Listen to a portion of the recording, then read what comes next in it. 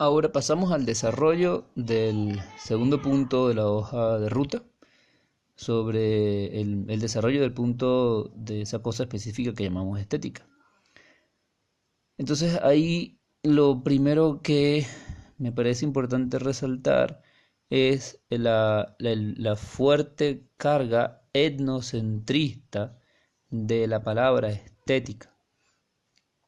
Es decir, eh, mm, toda esta discusión sobre la estética eh, me parece a mí una discusión sumamente mm, urbanístico-céntrica, es un problema como urbano, muy urbano, es un problema típico de la modernidad que según los registros que tenemos, al menos de eso que luego va a ser el mundo europeo, antes de la modernidad, eh, no era un objeto de debate tan importante como luego va a pasar después de la modernidad.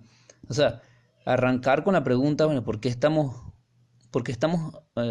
nos interesa pensar la estética? ¿Por qué nos interesa hablar sobre estética? ¿Qué hay? ¿Qué elementos hay en nuestro mundo, en nuestra cotidianidad, que hace que una serie de personas estemos interesados e interesadas en indagar sobre este asunto? Siempre me hago la pregunta de si en otras culturas esto es tan importante. En algunos registros por ejemplo, la misma cultura griega no era tan importante. Las culturas que llamamos de la Europa medieval tampoco eran tan importantes. Hago referencia a esas dos culturas que son a las que hemos podido, o yo he podido tener acceso en estudios universitarios, por el fuerte eurocentrismo de la escuela y de la universidad en el mundo en el que vivo. En esos dos mundos no era tan importante. Tengo serias dudas de si es tan importante en otros mundos, como por ejemplo en algunas culturas o algunos pueblos indígenas, o en algunos pueblos originarios, o en algunos pueblos de los otros sures del mundo. ¿Será tan importante como para nosotros?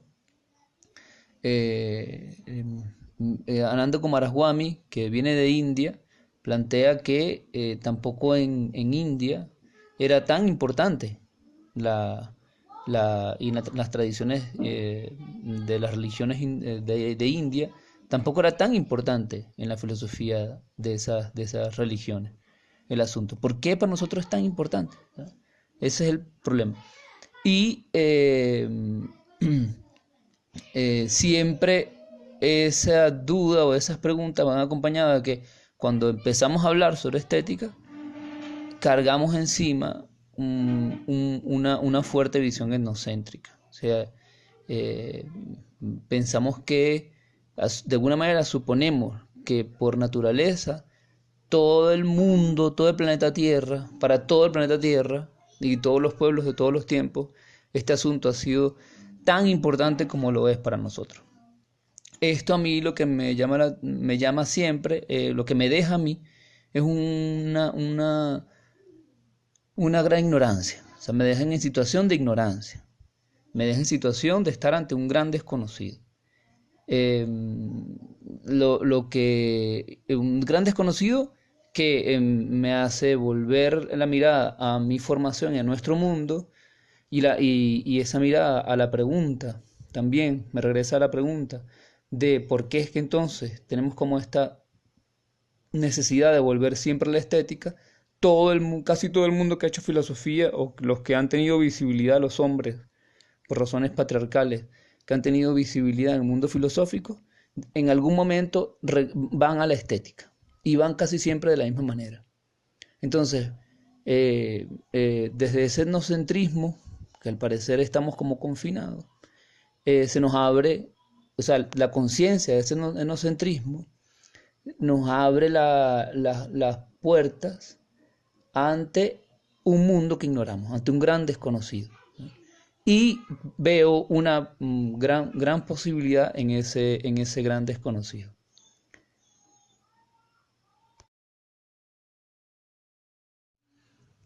Otra cosa sobre el término que a mí me llama mucho la atención es que en nuestros días, de hiperestetización de la vida, se habla de estética en varios sentidos.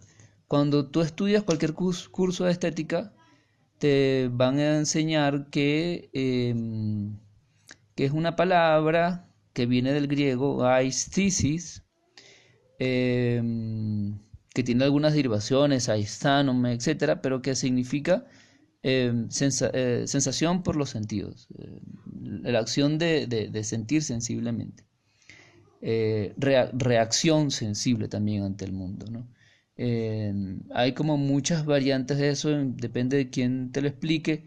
Yo he llegado hasta definiciones de aesthesis como darse cuenta. Aesthesis a veces parece que se usaba en la lengua, en el habla popular, el habla común griega, para decir, me di cuenta que eso estaba ahí. No sé, a mí me pasa con el rayo para rayar, quienes rayan queso, yo no uso queso, pero el rayo de rayar queso, o de rayar lo que sea que vayas a rayar de la cocina. No sé si les pasa que siempre uno cada vez que lo va a buscar no lo encuentra y le pasas los ojos por encima 60 veces y no lo ves, ¿no? Hasta que de pronto lo ves y ahí estaba, apareció ante mis sentidos. Entonces, bueno, ay, sí, se usaba de esa forma. O sea, no sé qué cosa, ay, sí, el rayo. Apareció ante mí el rayo, que estaba ahí, pero no lo veía. O sea, tiene que ver con el paso de lo invisible a lo visible, y por eso es tan importante en el proceso del trabajo, en lo poético, en el proceso de poiesis, que es como los griegos decían, un tipo de trabajo, el trabajo o un elemento por el trabajo, ¿no? Que era hacer pasar lo invisible a lo visible, que es como la base del trabajo, ¿no? Hay otras dos palabras para trabajo ahí, que también techné y ergón. Techné, ergón y poiesis son tres palabras que construyen el concepto de trabajo de los griegos, pero eso es otro asunto. Nosotros no están tan lejos, pero en este momento otro asunto. Entonces, tú tienes ahí ese concepto de los griegos de aisis, ¿no? Darse cuenta. Pero hay algunas autoras, un texto que ahora les voy a compartir, que me ha gustado mucho porque revisa la noción de aisis de antes de Sócrates, de Protágoras. Protágoras es uno de los famosos filósofos presocráticos o filósofos de la naturaleza, que es muy debatido por Sócrates y por Platón, porque Protágoras es para Platón la figura del sofista, o sea, del que habla sin logos, del que habla sin saber lo que dice, etcétera, ¿no? Pero es interesante el texto de esta compañera, que ahora les paso la referencia, porque ella plantea que para Protágoras, Aisis también era una especie de epísteme. O sea que tampoco era nada más que pura sensación de los sentidos y ya, no más así como pura reacción sensible, sino que implicaba también, por ejemplo, el decir la reacción. Me pasó tal cosa. Lo cual implicaba también o podía implicar una forma de conocimiento, una forma de episteme. Entonces ahí interesante. Y luego lo que te enseñan en la, en la universidad es lo que hacen los alemanes con eso. Hay un elemento más de sospecha, que ahí sí entro ya en el terreno de la pura especulación, pero bueno, no sé, quiero compartirlo. Que es que, saben que con la palabra Sofía, algunos panafricanistas están planteando que con casi todas las palabras griegas vienen de palabras egipcias, palabras de algunas culturas africanas también, ¿no? Acuérdense que los griegos no fueron sino una colonia egipcia, ¿no? Entonces, es curioso si tú buscas las etimologías. Yo me he fajado, una de mis obsesiones han sido buscar la etimología de la palabra aistesis, porque tú buscas la etimología de muchas palabras, que nosotros usamos y termina siempre en etimologías indoeuropeas, ¿no? Entonces tú buscas, ay, sí, sí, sí, dice, bueno, su origen es indoeuropeo y hay una explicación y tal, ¿no? Lo cual, gracias a Martín Bernal y autores como Kumarajuami, lo ponen a uno en dudas de esos tales orígenes indoeuropeos que uno ya sabe que tiene que ver más bien con la producción cultural de políticas culturales de aquello que llamamos la cultura aria, ¿no? La ariaización de la cultura a partir del siglo XVIII que termina de expandirse en el mundo con la Revolución Romántica, ¿no? Entonces, si eso es así, es posible que ISIS tenga unos orígenes que no necesariamente tienen que ser indoeuropeos. Ya se sabe que la palabra Sofía no es de origen indoeuropeo. Imagínense si es una de las palabras más importantes de la filosofía griega.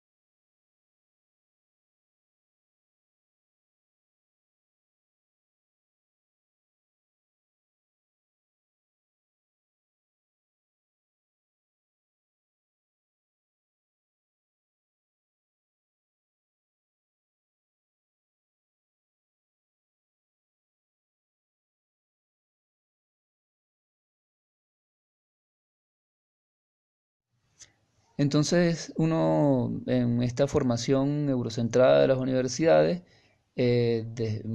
uno llega o te llevan a los alemanes como lo más importante, ¿no? En todo este asunto de la estética, desde la visión eurocentrada de las universidades, obviamente.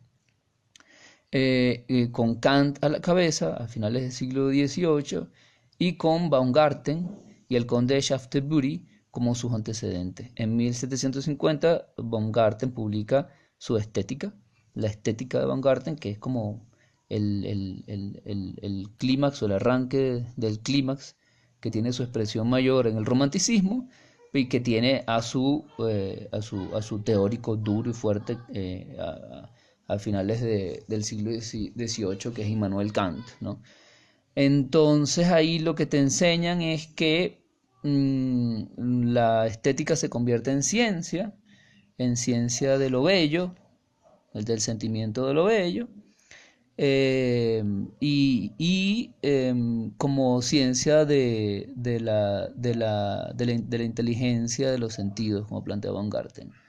Después Kant le va a dar un giro a esto, va a ser de la estética la, la- la- el reflejo más claro de la forma en que funciona la estructura del juicio.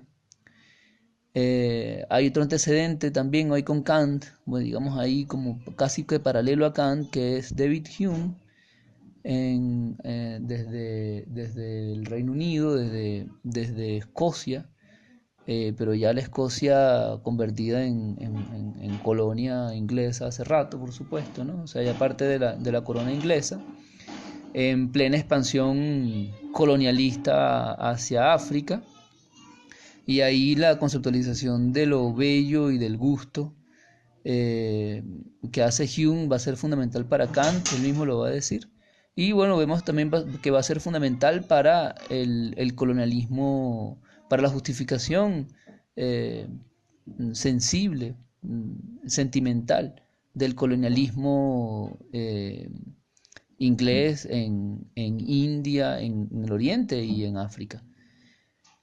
Y bueno, esa es más o menos como la ruta que uno le enseña. Luego lo que hay son puras variaciones sobre el concepto kantiano de estética. Digo esto con responsabilidad.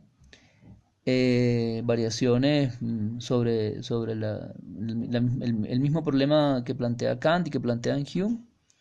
Eh, y bueno, es interesante cómo, por ejemplo, en nuestros días se utiliza esa palabra, ¿no? Si tú, bueno, desde la filosofía, estética es esto, pues que plantea Kant, ¿no? Una ciencia específica que trata sobre un campo particularizado, ¿no? Que llamamos estético, como ciencia de lo bello, ¿no? Eh, pero también en el campo del arte, los artistas muchas veces, y los críticos, el mundo del arte le llama estética a la estética de la obra, por ejemplo. Entonces toda la cosa de la filosofía de la obra, o la filosofía que implica el arte, ¿no? Se habla de la filosofía del arte también a veces como estética como filosofía del arte, que es también una visión más restringida.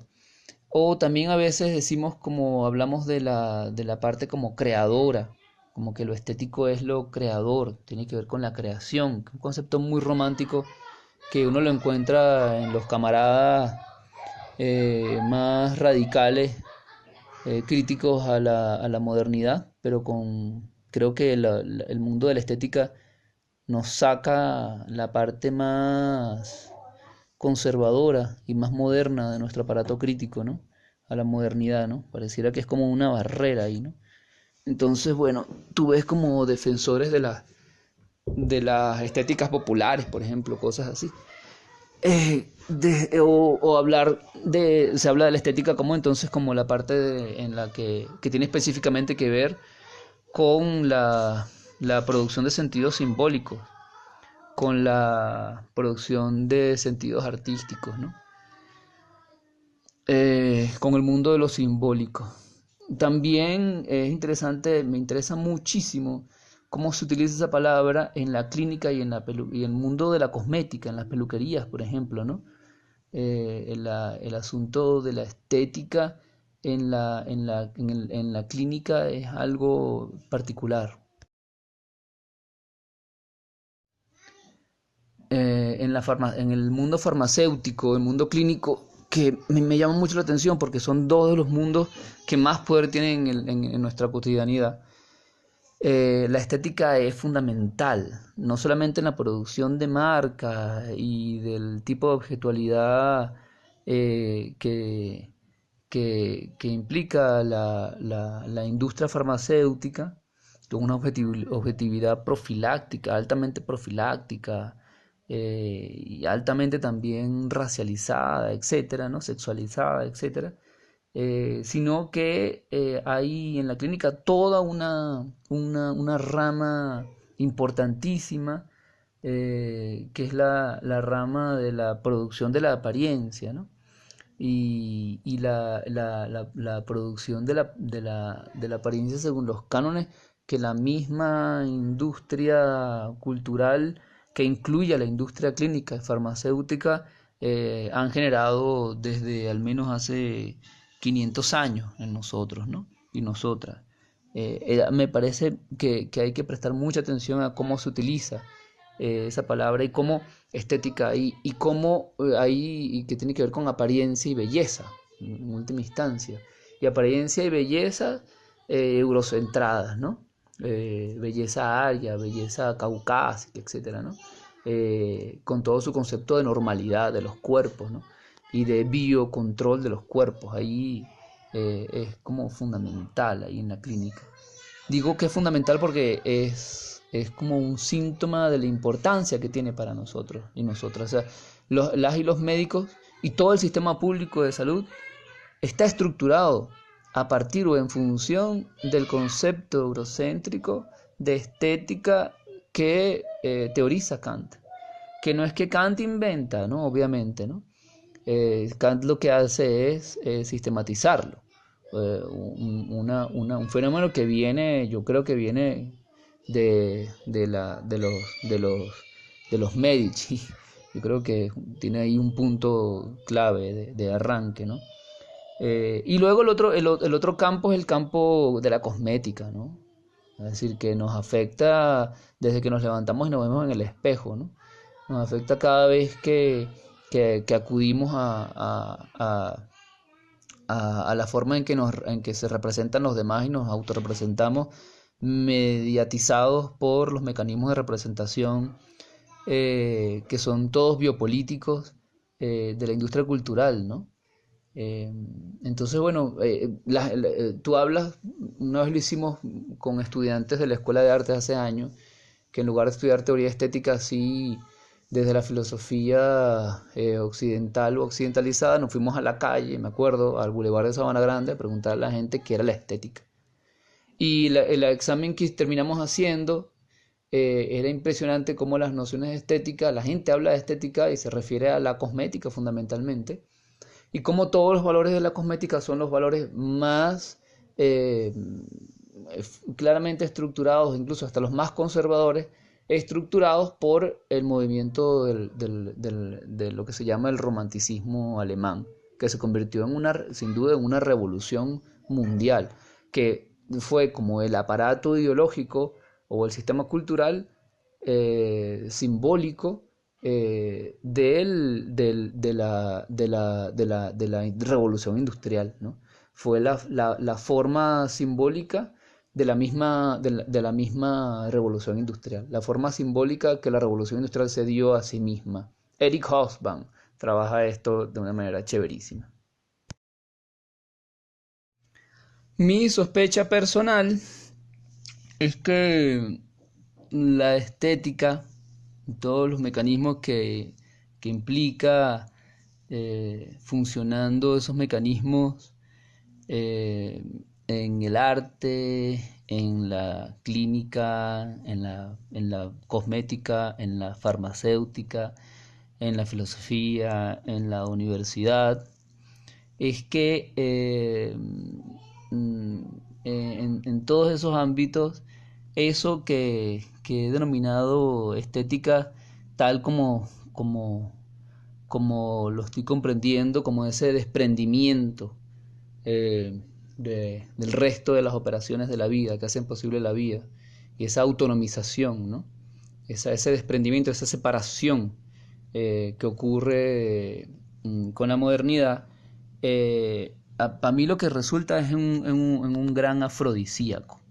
Esto es una expresión que me estoy robando de Kumaraswamy, eh, pero yo lo que veo es que nuestro mundo estetizado es un mundo de producción de afrodisíaco, que la industria cultural no se refiere únicamente al campo artístico o al campo netamente intelectual, sino que la industria cultural es la industria eh,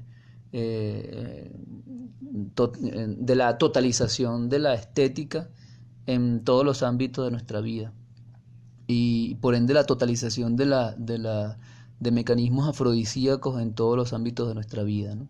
En los más pequeños. Yo quisiera como que hiciéramos ese ejercicio de identificar cómo estamos rodeados de afrodisíacos, ¿no?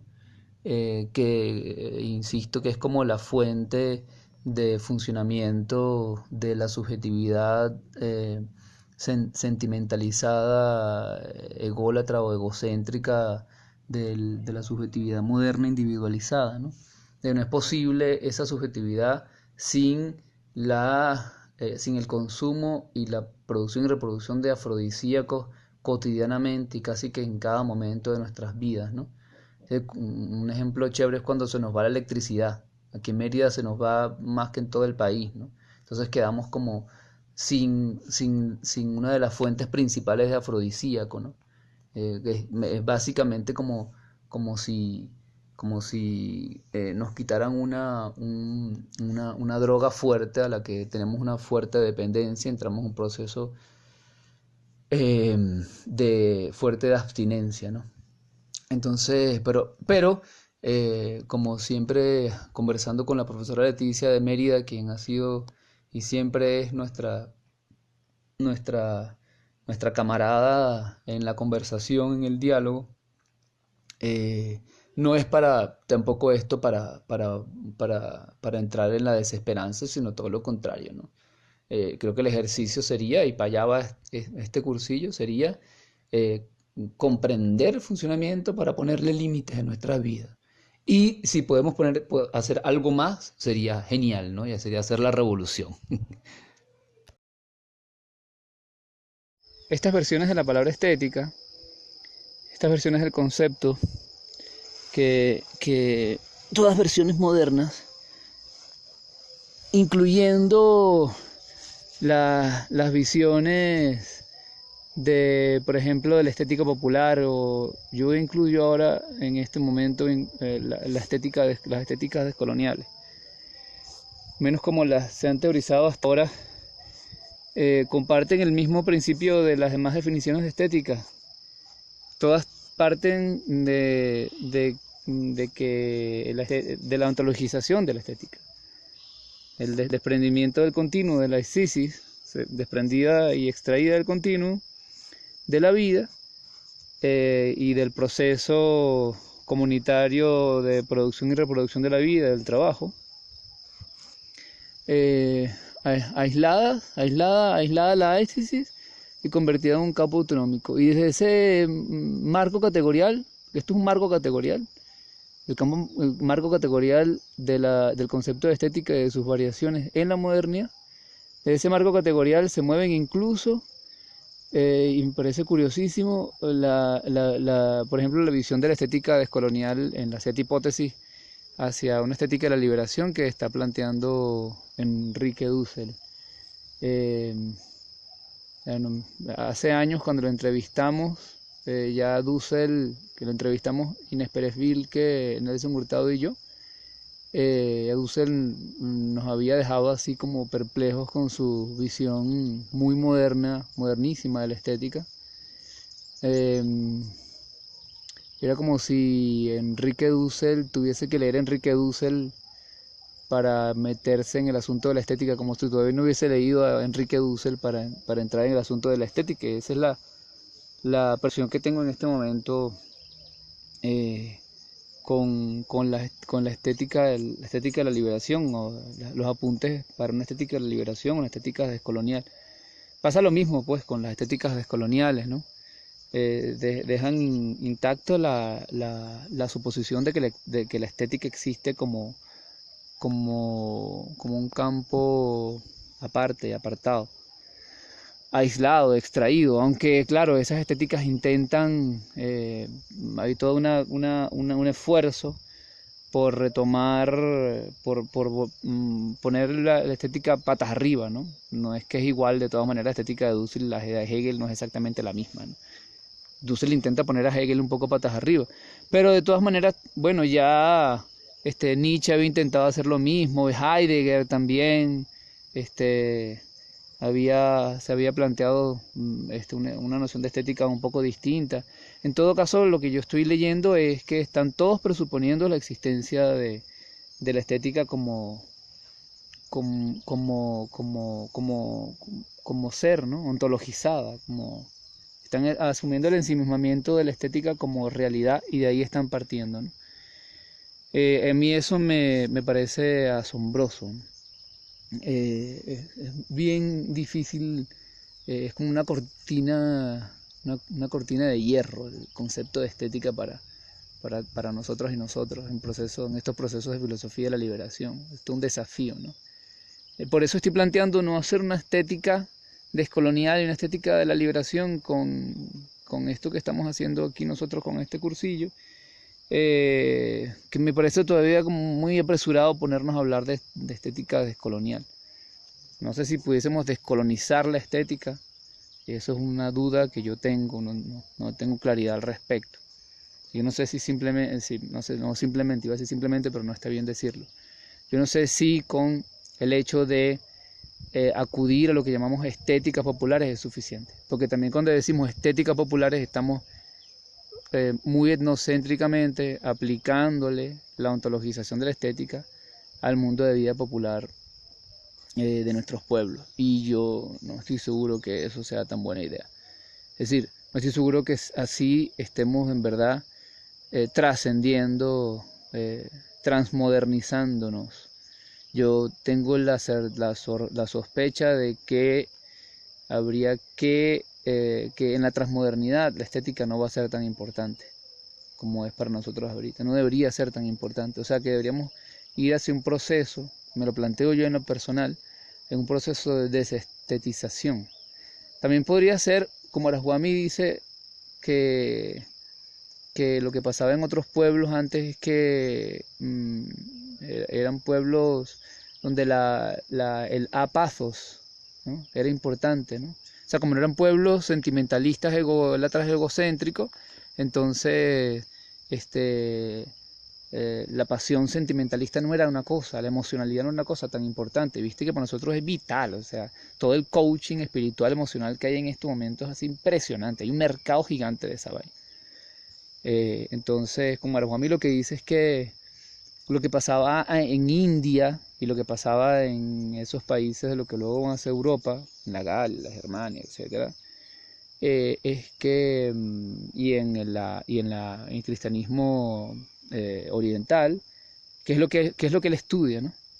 Él dice que había una especie que había como que la estética tenía su lugar específico, no era tan importante, tenía su lugar dentro de muchos procesos en la producción y reproducción de la vida, y que no sé, a mí eso me hace pensar en que nos hace falta un poco de anestesia, eh, porque estamos como extremadamente invadidos por un exceso de estética. Eso lo seguiremos viendo. Por cierto que anestesia, vean que eso también es importante. La palabra anestesia es anesthesis. O sea, es algo así como la negación, la negación de la aistesis, la no aistesis, ¿no? Eh, eh, como Araswami recuerda que la catarsis, por ejemplo, para Aristóteles y para Platón, el concepto de catarsis en los griegos es justamente un concepto cercano a la anaistesis, o al ápathos, al no exceso de pasión, a la no pasión. Uno no se deja arrastrar por las pasiones, sino que uno más bien tiene la posibilidad de salir de sí mismo, salir del ensimismamiento individualista, del principio de individuación, es el que habla Nietzsche, ¿se acuerdan? Y ponerse más bien en una situación de verse desde afuera y comprenderse teoréticamente, lo cual también es espiritualmente para los griegos, no hay diferencia ahí, una contemplación teorética de la verdad, que hace que las pasiones no nos hagan daño y que las emociones no nos hagan daño, sino que más bien jueguen a favor de la comunidad. Ahí la catarsis y bueno, para Aristóteles la tragedia era fundamental para este proceso, ¿no? Bien, continuamos. Voy a sistematizar lo dicho hasta aquí en el desarrollo de este contenido de la siguiente forma. Quisiera plantear al menos 6 versiones del concepto de estética en la modernidad. A mí me parece que desde el sentido común que nos imponen las tribus del norte, o sea, eso que hemos llamado aquí el eje Atlántico Norte, la estética se entiende de 6 maneras. Uno, primera manera, como facultad humana para juzgar lo bello a partir del gusto, y el gusto como criterio de valoración del juicio, de ese tipo de juicio, que este es el concepto clásico del siglo XVIII que desarrolla Kant fundamentalmente. Y esto asociado al concepto de belleza.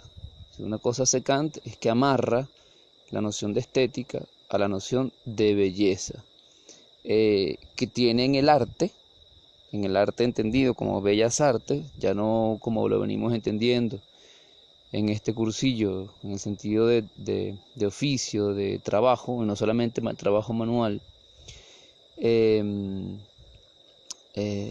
que lo que hace Kant es que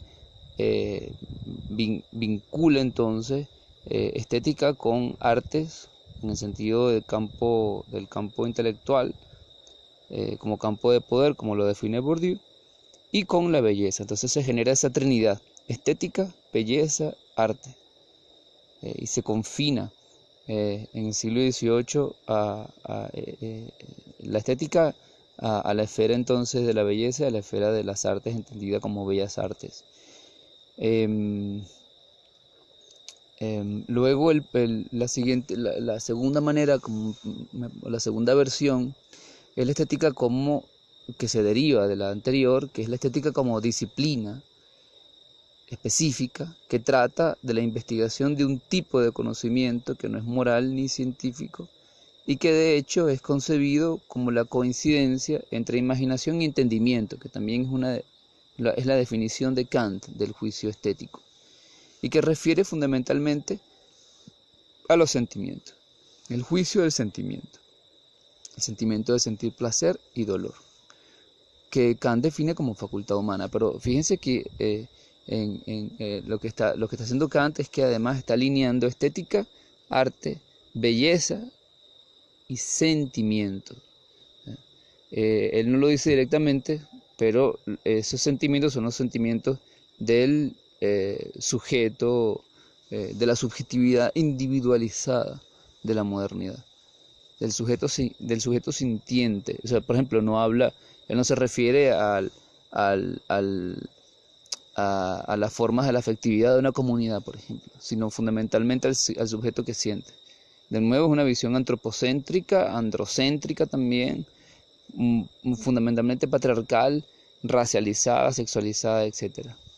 La tercera forma es la estética como se usa generalmente como un tipo de discurso que tiene que ver con cualquier práctica simbólica. Y generalmente una práctica simbólica que no tiene función utilitaria.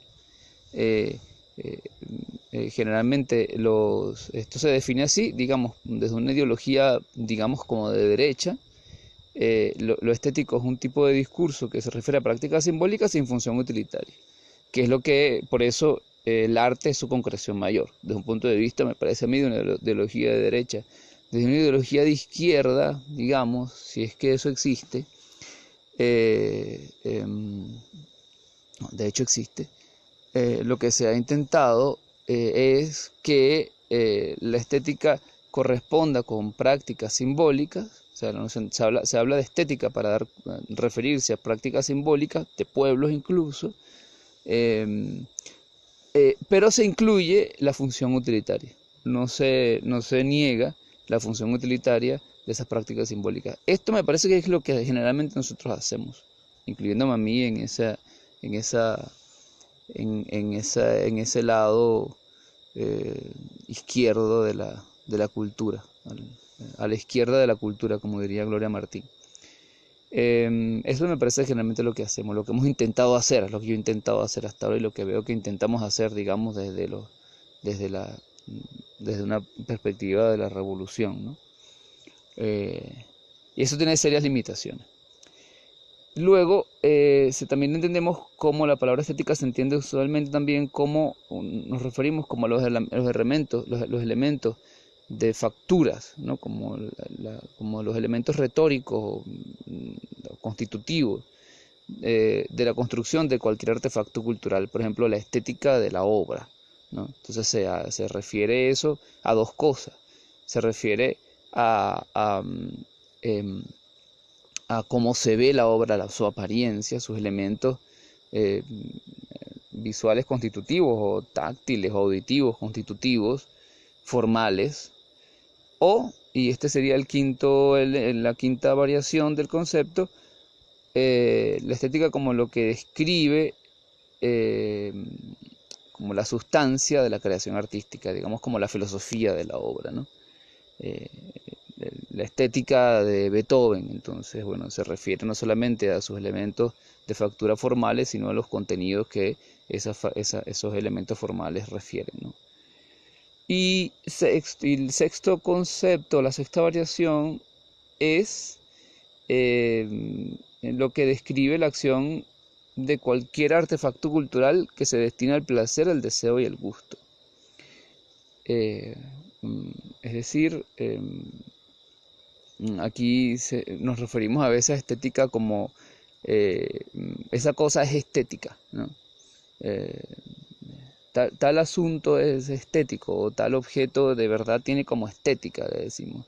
Eh, entonces, bueno, ahí nos estamos refiriendo a que eso nos afecta, a eso que nos referimos nos afecta en el gusto, nos afecta en el placer, nos afecta en el deseo y nos afecta en el ámbito general de los sentimientos. Otra vez, desde una perspectiva individualizada, antropocéntrica, etcétera. Entonces vemos que bueno, uno pudiese ver que la diferencia entre estos conceptos, lo que los diferencia, pero también los identifica, es como el tipo de metodología que plantean cada uno de estos conceptos. Cada uno tiene variaciones, sin duda, eh, que tienen que ver con la concepción de lo que estudian y cómo estudian lo que estudian. Es decir, que se refieren, sus diferencias y sus especificidades están determinadas por la manera de referir y estudiar aquello que estudian, ¿no?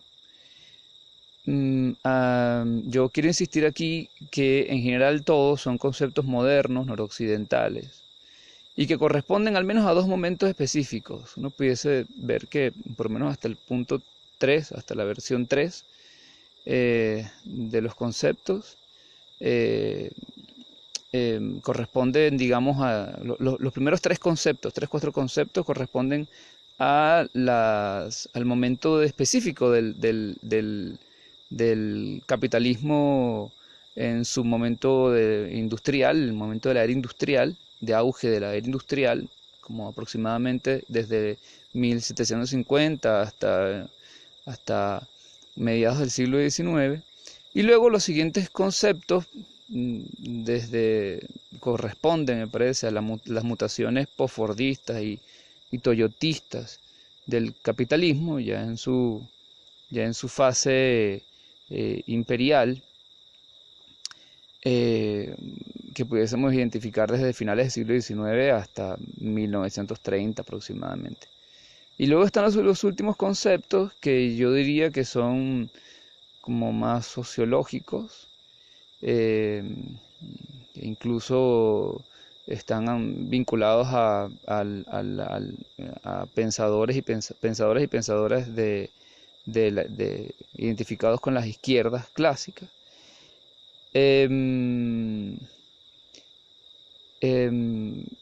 y que quizás tengan una visión como más antropológica, ¿no? Sin embargo, me parece que en todos está presente la dicotomía moderna razón-cuerpo. Lo que intenta la estética es hacer énfasis en el segundo, en el cuerpo, por eso su concreción en las artes, pero desde la misma dicotomía, haciendo énfasis en la dicotomía. Con Kant, recordemos que es lo que marca toda la noción de estética en Occidente. Se trata de una noción que no, de finalidad sin fin y que no lleva ningún tipo de conocimiento científico y que no tiene que rendirle cuentas a la moral tampoco, ¿no? Y esto marca todas estas nociones de estética. En todo caso, en todas, lo estético sigue siendo una concepción individualista, subjetiva en el sentido del egocentrista y antropocéntrica, ¿no? O sea, todas centradas en el sujeto que siente, el sujeto sintiente, el sujeto sentimental, que es una invención fundamentalmente de la modernidad.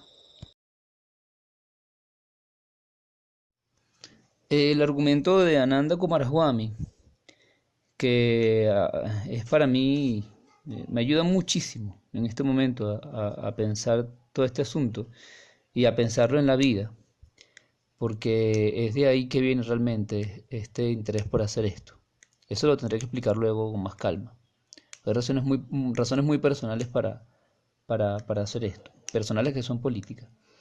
Pero el argumento de Coomaraswamy es que antes de la modernidad, sobre todo en los pueblos de la India y en los pueblos de lo que luego va a ser Europa, la Germania, la Galia, la Iberia, la Italia, etcétera, eh, incluyendo también a los pueblos donde se va a desarrollar el cristianismo oriental, los cristianismos ortodoxos. Es decir, en todo ese periodo que históricamente se ha venido a llamar Edad Media en esa zona europea, lo que dice es que la estética no era tan importante como para nosotros en esos mundos. Que su importancia no estaba en sí misma, sino que estaba fuera de ella misma. O sea, que la estética no era sino apenas un momento, o lo estético más bien, era apenas un momento del proceso de producción y de reproducción de la vida. Y que tenía un objetivo específico, que es hacer que el trabajo, eh, cualquier tipo de trabajo, fuese efectivo, cumpliese su fin. Entonces, lo mismo desde el retórico hasta el escultor, hasta el arquero y hasta el rey. Eh, Todos artistas, o sea, cada quien en su arte. Entonces, la estética era el momento en el que algo así como que el placer sensible eh, aparecía solamente para hacer más eficiente, darle más eficacia, o hacer más efectivo, o hacer efectivo de hecho, el trabajo que se estaba realizando. Incluso para hacerlo más llevadero, para hacerlo posible, para que hubiese incluso hasta disfrute haciéndolo. Pero aquí lo importante es eso, vean, no es entonces para Coomaraswamy lo que nos está diciendo es que no es que la estética es de finalidad sin fin o de finalidad en sí misma, como va a plantear Kant, sino que era apenas un momento. O sea, no era tan importante como para nosotros que ahora es una de las cosas más importantes. Es decir, el celular está lleno de estética, el celular que estoy usando está completamente estetizado, ¿no?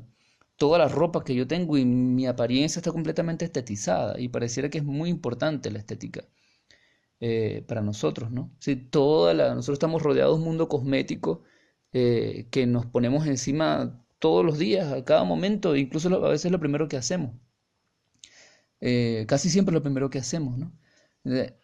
Eso que que se nos puso en todos los mecanismos de mediación de la realidad en nuestra cotidianidad, eso, lo que dice Coomaraswamy, es que antes no era el objetivo de la vida, ¿no? El objetivo de la vida no es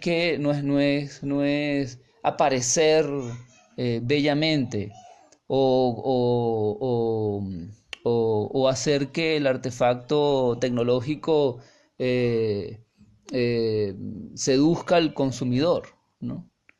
Tenga todos los herramientas estéticos de seducción del consumidor, o que un cuerpo humano se vea siempre según los estándares de la mediática, ¿no? Lo cual implica una estetización del mundo, que veremos después. Pero lo que dice Kumara Gómez es que eso no era así, eso no era así.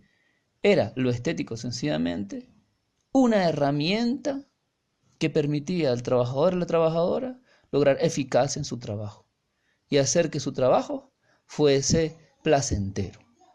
En esos momentos aparecía la presencia de lo divino.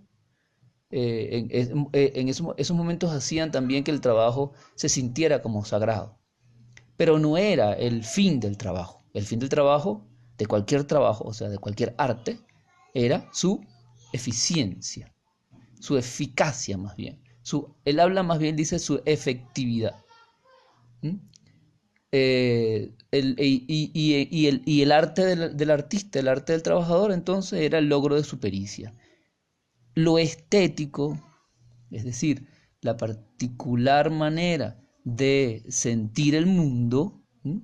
Jugaba ahí un papel funcional, ¿ya? Casi que instrumental, diríamos, con nuestro lenguaje, ¿no? Una herramienta, en todo caso, para lograr los objetivos del arte, o sea, de producción de la vida o de reproducción de la vida.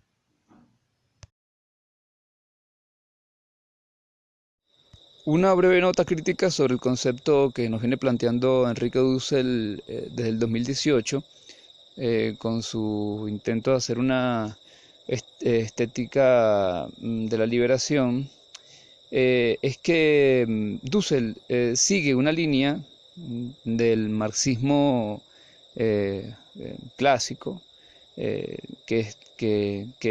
bueno, está presente también en muchos y muchas de nosotros, que su exponente mayor es Lukács.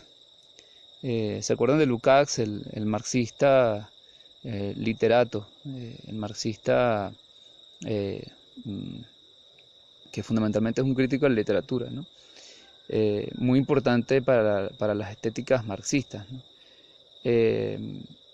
Como Lukács, Dussel piensa que hay sí natural que luego se culturiza. Esto está en Lukács claramente. Es decir, como que está el canto del gallo, del canto del gallo, o del canto de las aves, o del canto de la naturaleza, de los sonidos de la naturaleza, se pasa a la canción humana, ¿no? Es decir, a la música humana. Eh, Desde el concepto de creación artística, ¿no? Concepto que también marca la noción de estética. Estética se asocia al concepto de creación artística, que de nuevo quiero insistir en que este concepto es altamente antropocéntrico, que es también una invención de la modernidad para sustentar la existencia de algo así como una subjetividad individualizada, etcétera, etcétera, etcétera, ¿no? Eh, eh, entonces, eh, este planteamiento me parece que sigue enmarcado, este planteamiento, esta idea de que hay una ícisis natural que luego se culturiza, me parece que sigue enmarcado en la utopía moderna del arte y del concepto de creación que quisiera criticar. Y hay un elemento de crítica que me ayuda mucho, gracias a la profesora Leticia de aquí de Mérida, que nos los ha hecho ver, que es con Guanancuni, Fernando Guanancuni, haciendo referencia a las culturas aymara, a la cultura aymara, y dice, bueno, nosotros en el mundo aymara no se habla de creación, o sea, el ser humano no crea, en todo caso la creación está ahí, el ser humano cría, ¿no? Cría, o sea, genera las condiciones de posibilidad para que una cosa suceda, ¿no? Pero el ser humano no crea un huerto, no crea un conuco, no crea una canción, sino que cría más bien, ¿no?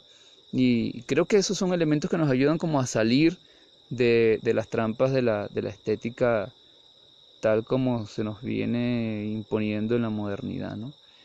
Entonces, bueno, para terminar con la crítica a Dussel, esa idea de un paso de una aisis natural a una aisis cultural, bueno, más hegeliana no puede ser, ¿no? Eh, este, claro, él le parece que es importante comprender que hay una aisis en la naturaleza, ¿no?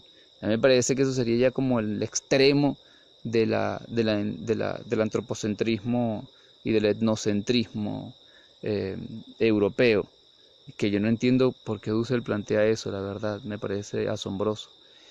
Y, y quisiera criticar ese supuesto paso de un análisis natural a una culturización, porque fíjense que ahí lo que hace Dussel es seguir la división clásica muy moderna entre naturaleza y cultura, que justamente está en los fundamentos de la modernidad y que hace posible la dominación de la naturaleza por la cultura, o por la llamada cultura, y que viene siendo revisada además esa dicotomía entre naturaleza y cultura eh, en los últimos 60 años, en los hallazgos arqueológicos en la Amazonía. Resulta que mucha gente viene llamando la atención en que la selva tiene un origen antropogénico. Es decir, que hay una relación de simbiosis entre la cultura y la selva, entre las culturas de la Amazonía, las culturas anteriores a la modernidad y las que todavía están ahí, obviamente, y la selva. Es decir, que no hay una dicotomía naturaleza-cultura, sino que hay lo que hay es un continuo diálogo y una continua relación, que es lo que hace posible la existencia de eso que hoy día llamamos Amazonía. Entonces, bueno, eh, yo creo que con esto voy a cerrar este punto. Me quedó corto obviamente, pero bueno, espero haber hecho un panorama más o menos completo del asunto.